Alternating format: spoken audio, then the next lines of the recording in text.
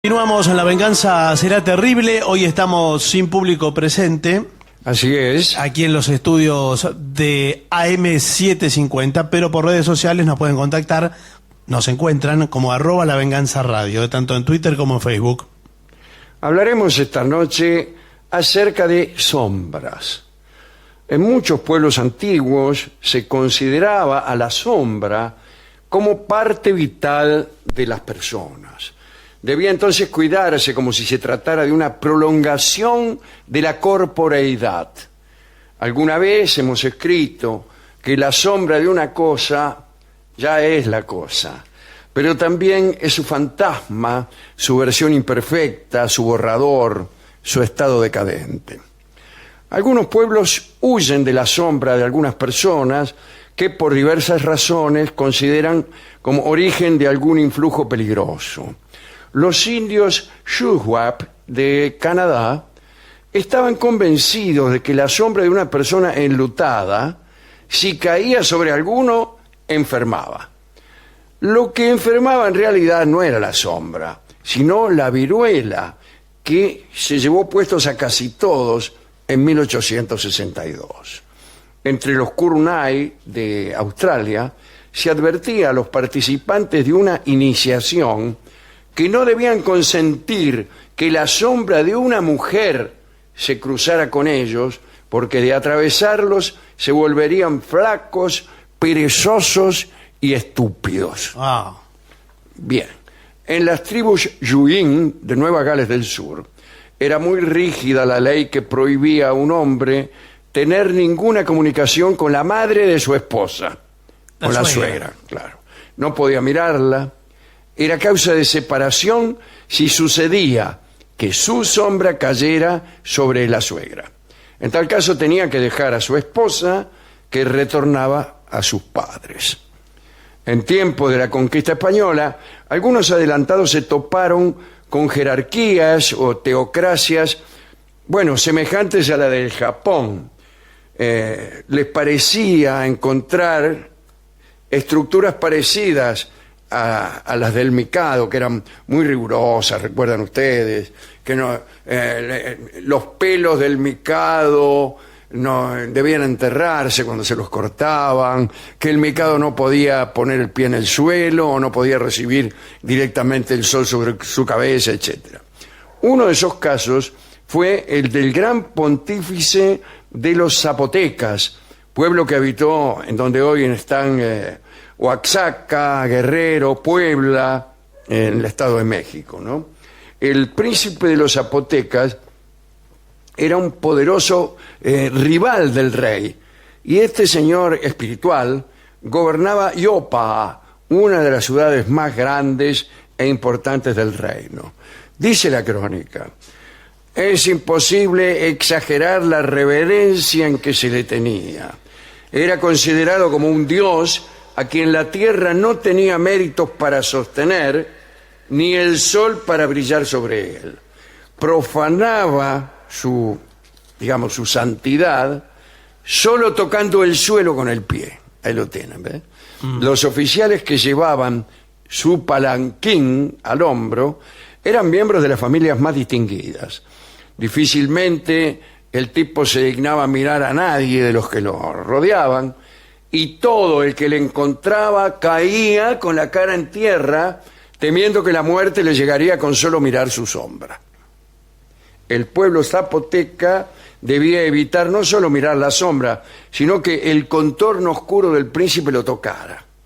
No se sabe si hubo muertes por miradas prohibidas o contactos con sombras de príncipes. Sí sabemos que las mazmorras de aquel pueblo estaban atestadas de aquellas personas que habían transgredido estas normas, ¿no? Vinculándose de algún modo a la sombra sagrada. En las islas Banks, que son unas islas que están cerca de Nueva Guinea, en el Pacífico, hay algunas piedras de forma alargada que se denominan espíritus devoradores. Se cree que en ellas están alojados unos espíritus peligrosos, poderosos. Si la sombra de una persona cae sobre una de esas piedras alargadas, puede darse por muerta. Tales piedras, por lo tanto, son puestas en las entradas de las casas como guardianas. Ah, está bien. Ponele que venga un tipo a robar, un ladrón incauto, Con y la proyecta piedra ahí. su sombra sobre la piedra alargada y chau. Chau, ¿qué? Estoy saludando a Liberty. Los indios Hidatsa, antiguamente, vivían allá por el río Little Missouri y el río Heart, en Dakota del Norte. Bueno, a estos indios también los reventó la viruela. Creían que todo objeto natural tenía su sombra. A estas sombras se les debía algún respeto, pero no a todas por igual. Por ejemplo, la sombra del álamo, el árbol más corpulento del valle del Alto Missouri, poseía una inteligencia que podía ayudar a los indios en ciertas empresas. Un buen baño de sombra de álamo producía acciones inteligentes. Aclara nuestro cronista, que es, ustedes ya lo habrán sospechado, Sir James Fraser, que escribe siempre sobre todas estas cosas, que las sombras de los arbustos y plantas son de poca importancia para los Hidatsa y no guardan ninguna transferencia de habilidades. Bien. La isla Wetar es una isla tropical que pertenece a la provincia indonesia de Molucas. Allí había brujos que enfermaban a una persona hiriendo su sombra con una lanza o la cuchillaban directamente. ¿Por qué? Agarraban un cuchillo, lo ensartaban a la sombra y ya está. El que ataca a la sombra ataca a la persona también. En la antigua Grecia, para evitar estos riesgos, las ceremonias y los sacrificios en honor a los muertos se realizaban siempre al mediodía, cuando Claro. la posición del sol hace que los cuerpos no proyecten casi sombra. Podrían haberlo hecho a la noche o en los días de lluvia. En Amboina y Uliase, que son dos islas cercanas al Ecuador, donde, bueno, necesariamente hay al mediodía poca o ninguna sombra, la gente tiene como regla no salir de sus casas a esas horas porque creen que la poca sombra es algo peligroso y que la debilidad es extrema. ¿Qué pasa con los rumanos de Transilvania?, se preguntará usted. Sí, me estaba preguntando eso. Sí, estaban convencidos de que aquel cuya sombra había sido emparedada, es decir, que quedaba atrapada durante una construcción, No echa sándwiches. claro, los albañiles, por Sí. ejemplo, moría antes de 40 días. Por eso cuando alguien pasaba por una obra en construcción, se podía oír el grito de advertencia de los obreros para que no quedara allí las sombras. Había en Europa Oriental, e incluso en la Edad Media, comerciantes de sombras, cuyo negocio consistía en suministrar a los arquitectos las sombras que necesitaban para asegurar mejor sus muros, porque creían que una sombra proyectada sobre una pared la hacía más sólida. Incluso en las piedras fundamentales de los edificios se las llenaba de sombras de personas. Qué grande, ¿no? Leo un pequeño anexo que hemos publicado alguna vez, que dice: los brujos de Chiclana juran que la sombra del pájaro que se llama Sabiá restituye a los hombres provectos el entusiasmo venéreo. Solo hay que correr bajo la sombra del pájaro en vuelo sin que ninguna parte del cuerpo quede expuesta al sol. Bueno, no es un asunto fácil, ya que el sabiá es un ave pequeña y veloz. Además hay que cuidarse mucho de no confundirlo con el venteveo, que según todos sabemos, produce un efecto exactamente opuesto.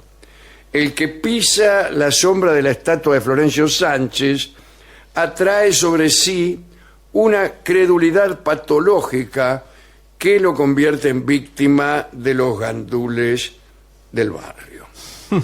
Se dice que un cierto duraznero de Sáenz Peña produce unos frutos cuya sombra puede comerse.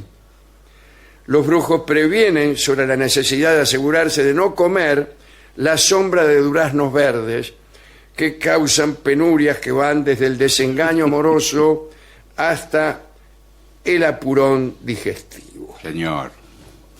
La última revelación es también la más siniestra y se escribe así: nuestro destino es convertirnos en nuestra propia sombra. El universo se va ensombreciendo a cada instante. Nuestros cuerpos de 3 dimensiones serán cada vez más insignificantes y en cambio crecerán nuestras proyecciones oscuras. Al cabo, no habrá en Flores ni en ninguna otra parte otra cosa que sombras. Para algunos, ese día ya ha llegado. En ciertas cuadras de la calle Membrillar ya viven únicamente sombras, cada vez más tenues, cada vez menos perceptibles, arrastrándose hacia la ausencia absoluta. Vamos a escuchar, para ilustrar estas pequeñas revelaciones, el tango que se llama En las sombras, Sí. que creo que es un tango de Joaquín Mora, interpretado en solo de bandoneón por Astor Piazzolla.